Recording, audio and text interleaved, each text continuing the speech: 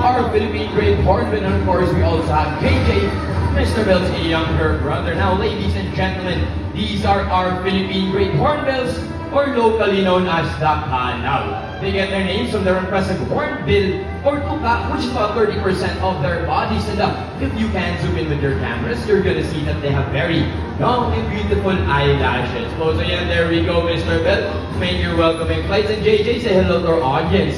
Alright, good boys. Now, folks, hornbills are known to be monogamous. Monogamous meaning, once they find a partner in the wild, they will stay with them forever. Exactly, no, sana all sa kanilang life pa diha. So, kung ginabog yung Kalaw sa to, sa kumanan na. But, as we're showing how Mr. Bell and JJ finds their perfect partners, I need everyone to shout fly at the count of 3, okay? So, let's go for a trial run first. Again, shout fly at the count of 3. 1, 2, 3! Mga bago si Mama Raghihapon and everyone else, mga 15 minutes, malapit sa siguro na number, katubod yun mo ba? Kasama na, may pagkalabog habulog lang, yung inanaroon mo. One more time, please, a bit louder, with more enthusiasm, para magnaglo para itong mga hayop. I said fly at the count of 3. 1, 2, 3! That's what we want, and that's what our hornbills need to, folks. So, ready, Mr. Bell?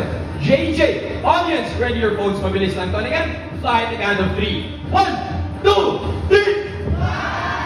And there it is, folks, the aerial acrobatics of our very own hornbills. Now, ladies and gentlemen, that is their natural behavior. Well, out in the wild, in order for them to find their perfect partner, they will need to catch the most fruits or the most insects in order to impress the most females. Now, let's see it one more time, though, please. Kuya Cyril, Kuya Gucci, Mr. Bell, JJ, again, audience, fly the count of 3. 1, 2, 3!